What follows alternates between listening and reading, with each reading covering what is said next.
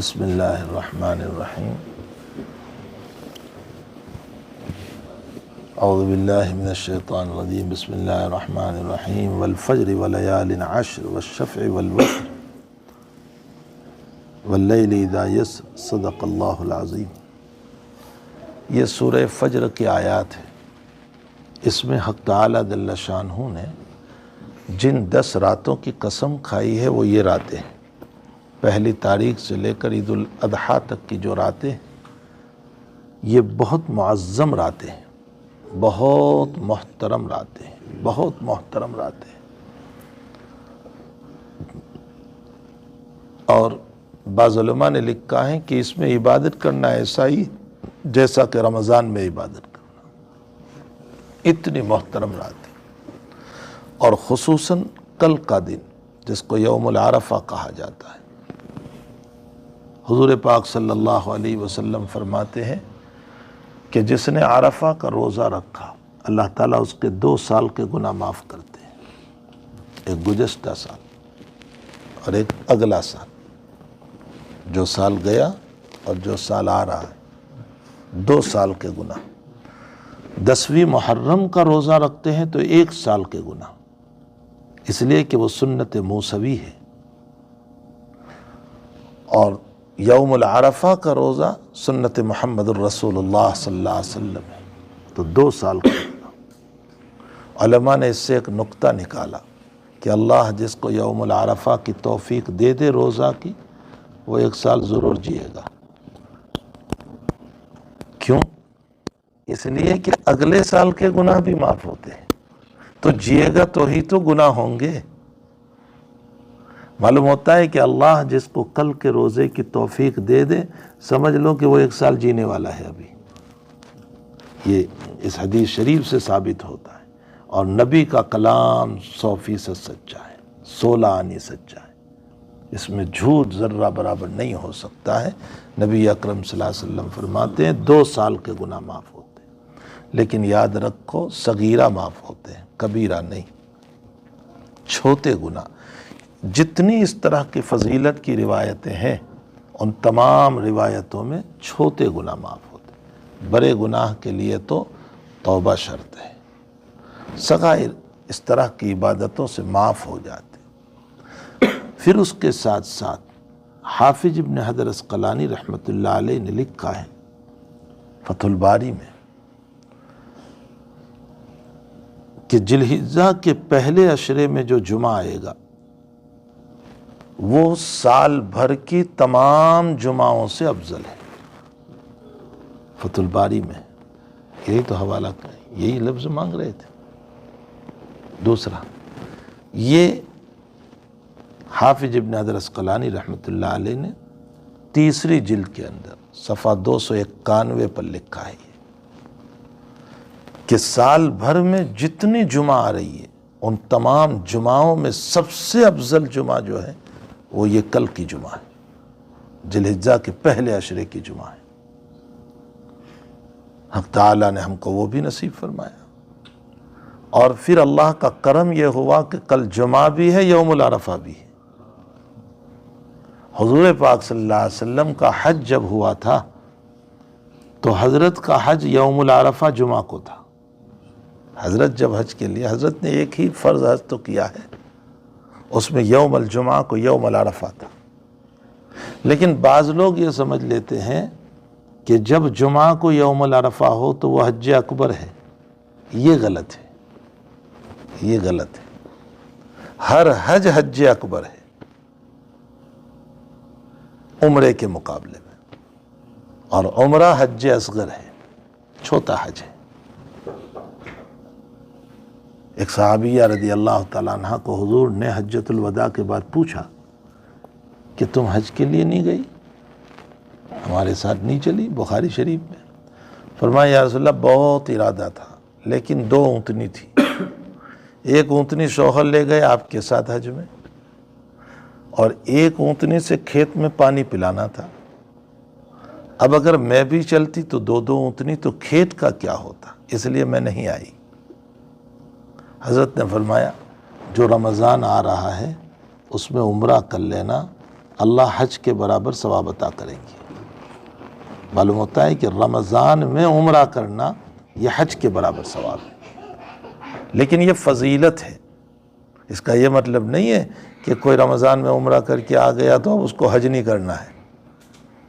حج فرض ہے اپنی جگہ، وہ کرنا ہے، یہ تو صرف ثواب بتا رہے ہیں کہ جس نے رمضان میں عمرہ کیا اس کو حج کے برابر ثواب ملتا ہے، یعنی فضیلت ہے اس کی۔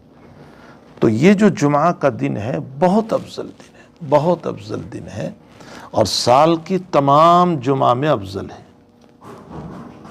ظاہر سی بات ہے کہ اتنا اہم ترین دین ہے۔ پھر یہ بھی یاد رکھیں، شیخ الاسلام ابن تیمیہ رحمۃ اللہ علیہ نے الفتاوی الکبریٰ میں، جو آپ کے فتاویٰ ہے،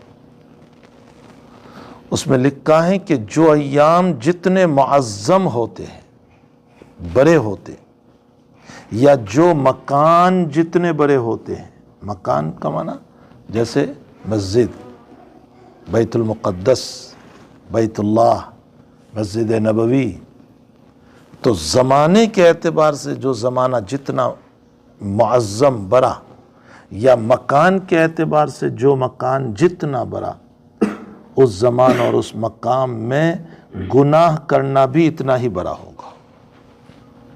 اب اگر کوئی ان دنوں میں گناہ بھی کرے گا تو اس کا اتنا ہی گناہ ہوگا، پھر بہت بڑا گناہ ہوگا ان دنوں کے اندر۔ اس لیے رمضان میں اگر کوئی گناہ کرے تو جہاں فضیلت ہے وہاں گناہ بھی بہت بڑا ہوگا۔ تو انسان کو چاہیے کہ ایسے معظم دنوں کے اندر، بڑے دنوں کے اندر اپنے آپ کو بہت بچائیں، اور کل کا روزہ رکھیں، اور کل کا جو اس کے بعد جو رات آ رہی ہے وہ رات بہت محتم بالشان رات ہے، بہت محتم بالشان۔ عجیب و غریب اللہ کا نظام ہے کہ پورے سال میں اللہ نے ترتیب یہ رکھی کہ یہ نائٹ جو ہے نا آج کی، وہ آنے والے دن کے تابع ہے۔ کل کا جو دن آئے گا، آج کی نائٹ اس کے لیے ہے۔ لیکن یہ عجیب بات ہے کہ ان ایام کے اندر حج کے ہر نائٹ جو ہے وہ پچھلے دن کے تابع ہے۔ نظام رب بدل دیا اس میں۔ معلوم یہ ہوتا ہے کہ کل کی نائٹ جو آنے والی ہے وہ یوم العرفہ کے تابع ہے۔ کل کی نائٹ جو آئے گی وہ یوم العرفہ کے تابع ہے، اور پھر مزید یہ کہ اس کے بعد عید الاضحیٰ آ رہی ہے۔ اسی لیے حضور پاک صلی اللہ علیہ وسلم نے یوم العرفہ کو بھی عید فرمایا۔ یہی وجہ ہے کہ اگر کوئی دن میں عرفہ میں نہیں جا سکا اور آئندہ کر رات میں چلا جائے تو بھی حج ہو جائے گا، چونکہ وہ رات اس کے تابع ہے۔ اگر مغرب کے وقت دن ختم ہو گیا ہوتا تو پھر رات میں جانے سے کیسے حج ادا ہوتا؟ تو یہ دن اتنے مبارک ہیں کہ رب کریم نے آنے والی نائٹ کو پچھلے دن کے تابع کیا۔ کیوں؟ بزرگوں نے حکمت لکھی ہے کہ اگر عرفہ کے دن میں کوتاہی کی وجہ سے کچھ نہیں کر سکا تو چلو رات میں کچھ کر لیں۔ آپ انداز لگائیں کہ اللہ تعالیٰ ہمیں کیسے دینا چاہتا ہے، پھر بھی اگر ہم ہی نہ لیں تو قصور ہمارا ہوگا۔ اس لیے ہمیں چاہیے کہ اپنے رب سے خوب لیں۔ کل کا دن ہے، کل کی رات ہے، پھر ایام عید ہے، اس کے اندر بھی خوب لیں، اور اگر ہو سکے تو ذات اقدس صلی اللہ علیہ وسلم کی طرف سے بھی قربانی کریں۔ حضرت نے 2 بہترین دمبے، لیمپ جس کو بولتے ہیں، خوبصورت ذبح فرمائے تھے، اور پوچھنے پر فرمایا کہ ایک میری طرف سے اور ایک میری آنے والی امت کی طرف سے۔ آپ نے اپنی امت کے لیے ایڈوانس میں قربانی کی۔ حضرت علی فرماتے ہیں کہ حضور مجھ کو وصیت کر گئے تھے کہ علی میرے لیے قربانی کرتے رہنا، تو حضرت علی ہر سال قربانی کرتے تھے۔ نبی اکرم صلی اللہ علیہ وسلم کی مشکات کی روایت ہے، ہر سال قربانی کرتے۔ اور ایک صحابی کے باب میں ہے کہ وہ بھی حضور پاک صلی اللہ علیہ وسلم کے لیے ہر سال قربانی کرتے تھے۔ تو میرے بھائیو، نبی کے ہم پر کتنے احسانات ہیں۔ ایک روایت میرے ذہن میں آئی، حضرت عائشہ رضی اللہ تعالیٰ عنہ، حضور پاک صلی اللہ علیہ وسلم نے فرمایا، عائشہ جس کے 3 نابالغ بچے مر گئے، تو وہ قیامت کے دن لڑ جگر کر ماں باپ کو جنت میں لے جائیں گی۔ تو حضرت عائشہ رضی اللہ تعالیٰ عنہ کہہ رہی ہے وہ فرطان یا رسول اللہ، دو ہو تو تثنیہ ہے، فرطان، فرط آگے جانے والا، تو حضرت نے فرمایا کہ دو ہو تو بھی لے جائیں گی۔ تو حضرت عائشہ نے فرمایا وہ فرطن، ایک ہو تو آپ صلی اللہ علیہ وسلم نے فرمایا موفقتن عائشہ، تجھے اللہ کی توفیق نصیب ہوئی کہ تو مجھے یہ بھی سوال کر رہی ہے، موفقہ، تجھے اللہ نے توفیق دی۔ فرمایا ایک بچہ انتقال کر گیا وہ بھی جنت میں لے جائے گا۔ تو عائشہ نے پھر فرمایا جس کے کوئی بچے کا انتقال نہ ہوا ہو نابالغی کی حالت میں، یا بچے ہی نہیں اس کے، یا تو بچے ہی نہیں یا نابالغ بچے کا انتقال ہی نہیں ہوا، تو حضرت اس کے لیے کیا ہوگا پھر؟ نبی علیہ السلام فرماتے ہیں انا فرط، میں ہوں نا اس کے لیے۔ فرمایا میری موت پر جس کو صدمہ ہوگا تو یقیناً یہ صدمہ کچھ کم ہوگا۔ فرمایا جس کے کوئی اولاد نہیں ہے میں اس کی سفارش کر کے جنت میں لے جاؤں گا۔ قربان جائیے رسول اللہ صلی اللہ علیہ وسلم، جس نبی کے اتنے احسانات ہم پر ہو کہ وہ قیامت میں جنت میں لے جانے کی ہماری ذمہ داری لے رہا ہو اور ہمیں اس کے لیے ایک قربانی نصیب نہ ہو۔ افسوس ہمارے لیے، اللہ نے دیا ہے، ہمیں اس ذات اقدس صلی اللہ علیہ وسلم کے لیے قربانی کرنا چاہیے، بلکہ ان کے نام پر صدقہ کرنا چاہیے۔ ہر مہینے میں میری حفاظت کے لیے تو صدقہ کرتا ہوں، تو میں کیوں صدقہ نہ کروں آقا صلی اللہ علیہ وسلم کے لیے؟ مجھے جو میسر آ جائے، 5 روپے، 10 روپے، 15 روپے، جو اللہ تعالیٰ مجھے توفیق دے دے، میں ذات اقدس کے لیے بھی صدقہ کروں۔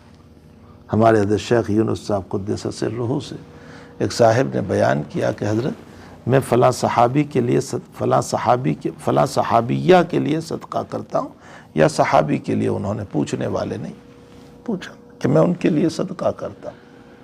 حضرت نے فرمایا بہت اچھی بات ہے۔ اس کے بعد حضرت نے فرمایا کہ خدیجہ اور عائشہ کے نام پر بھی صدقہ کیا کرو، خدیجہ اور عائشہ کے نام پر بھی، ان کے لیے بھی صدقہ کیا کرو، اس لیے کہ نبی ساری زندگی ان سے خوش رہے، اور جب ان کے وہاں کوئی ہدیہ بھیجتا تھا، خدیجہ کے وہاں اور عائشہ کے وہاں، تو نبی علیہ السلام بڑے خوش ہوتے تھے۔ حتیٰ کہ ام سلمہ رضی اللہ تعالیٰ عنہ، بخاری شریف میں ہے، آپ صلی اللہ علیہ وسلم سے فرمایا کہ یا رسول اللہ یہ سارے لوگ ہدیے عائشہ ہی کے وہاں بھیجتے ہیں، اور جب آپ ہمارے گھر پہ ہوتے ہیں تو کوئی ہدیہ نہیں بھیجتا۔ تو حضرت نے فرمایا ساری وہی بھی عائشہ ہی کے وہاں آتی ہے، تمہارے وہاں کہاں آتی ہے؟ یعنی اللہ بھی وہی عائشہ ہی کے وہاں اتارتا ہے۔ تو حضرت شیخ یونس صاحب قدس سرہ نے فرمایا کہ یہ دونوں بیویاں حضرت کی وہ ہیں کہ ان کے وہاں کوئی ہدایہ بھیجتا تھا تو حضرت خوش ہوتے تھے۔ فرمایا آج بھی ان کے نام پر صدقہ بھیجو گے تو حضرت خوش ہو جائیں گی، اس لیے ان کے لیے بھی صدقہ کرنا چاہیے جو اللہ تعالیٰ ہمیں میسر فرما دے۔ بہرحال ذات اقدس صلی اللہ علیہ وسلم کے ہم پر بڑے احسانات ہیں، اللہ نے ہم کو دیا ہو تو ہم اس ذات کے لیے صدقہ کریں، اور کل کا دن روزہ رکھیں، رات میں عبادت کا اہتمام کریں، اور جو ہے اللہ سے مانگے۔ بہت مبارک رات جو ہے، اگلی رات جو آنے والی ہے وہ بہت مبارک رات ہے، اور بھی اس کے علاوہ بڑے فضائل مناقب ہیں۔ حق تعالیٰ جل شانہ ہم تمام کو ان مبارک دن کی اور روزے کی اللہ ہمیں توفیق عطا فرمائے، اور جو دعائیں ہو اللہ تعالیٰ اسے بھی قبول فرمائے، اور حجاج کرام کی دعائیں وہاں نہ معلوم کیسے کیسے اللہ والے ہوں گے جن کا پتہ بھی نہیں چلتا، وہاں ایسے ہوتے ہیں غوث، قطب، ابدال، بڑے بڑے لوگ ہوتے ہیں وہاں، اور انہی کی بدولت دوسروں کی حج قبول ہوتی ہے، انہی کی بدولت دوسروں کی حج قبول ہو جاتی ہے۔ واللہ عالم۔ شیخ کا ایک واقعہ ہے کہ ایک ابدال سے ملاقات ہوئی تھی اور شیخ نے ظاہر تک نہیں کیا، اور شام ہوئی اور جب وہاں سے روانہ ہو گئے تو شیخ نے کہا کہ یہ ابدال تھے، جو ساتھ میں رفقا تھے انہوں نے بتایا۔ تو اللہ کے نیک بندے کتنے وہاں ہوتے ہیں، اور ان کی دعائیں اللہ تھوڑے ہی رد کرتا ہے۔ رب اشعث اغبر لو اقسم علی اللہ لابرہ اللہ تعالی، پراگندہ بال، پراگندہ حال، فتح پرانے کپڑے، بال بکھرے ہوئے، اور اللہ سے دعا کرتے ہیں، اللہ ان کی قسم پوری کرتا ہے۔ تو ہمیں یہ بھی دعا کرنا ہے کہ وہاں جو مانگا جا رہا ہے اللہ اس میں بھی ہمارا حصہ شامل فرما دے، اس لیے کہ وہ غوث قطب ابدال جو مانگ رہے ہوں گے وہ صرف اپنے لیے نہیں ہماری طرح، وہ تو ساری امت کے لیے مانگ رہے ہوں گے۔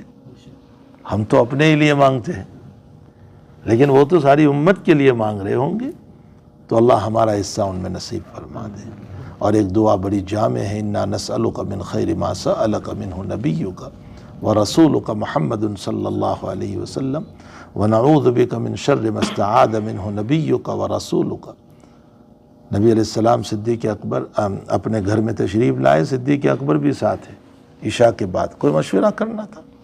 حضرت عائشہ دعا میں لگی ہوئی ہے خوب، بہت دیر ہو گئی تو حضور نے فرمایا عائشہ بس کر، یعنی بہت لمبی دعا کر رہی ہے، بس کر، میں تجھے ایک جامع دعا سکھاؤں گا، ابھی ہمیں مشورہ کر لینے دے۔ ٹھیک ہے، مشورہ ہو گیا۔ حضرت عائشہ نے فرمایا حضرت وہ دعا کون سی ہے جو آپ نے کہا تھا کہ جامع دعا ہے؟ فرمایا یہ دعا ہے، اللہم انی اسألک من خیر ما سألک منہ نبیک ورسولک محمد صلی اللہ علیہ وسلم۔ اے اللہ، نبی نے خیر کی لائن سے جتنا مانگا وہ سب مجھے عطا فرما، ساری خیر آ گئی۔ وَأَعُوذُ بِكَ مِن شَرِّ مَا اسْتَعَاذَ مِنْهُ نَبِيُّكَ وَرَسُولُكَ محمد صلی اللہ علیہ وسلم۔ اور اے اللہ، نبی نے شر کی لائن سے جتنی پناہ چاہی اللہ ان سب سے مجھے پناہ عطا فرما۔ اس میں ساری برائیاں آ گئی، تو ساری خیر دنیا اور آخرت کی آ گئی، اور سارا شر دنیا اور آخرت کا آ گیا۔ اگر عربی میں نہیں آتی اردو میں کہہ لیں، اللہ تیرے نبی نے خیر کی لائن سے جتنا مانگا وہ ہمیں عطا فرما، اور شر کی لائن سے جتنی پناہ چاہے اللہ ہم سب کو پناہ عطا فرما۔ تو بہرحال کل کا دن جو ہے وہ بہت مبارک ہے، اہتمام کیا جائے روزے کا، اگلی رات جو ہے اس میں بھی دعاؤں کا اہتمام کیا جائے، رب کریم سے مانگا جائے، حق تعالی ہم سب کو نصیب فرمائے۔ سبحان اللہ و بحمدہ، سبحانک اللہم و بحمدک، نشہد ان لا الہ الا انت، نستغفرک و نتوب الیک۔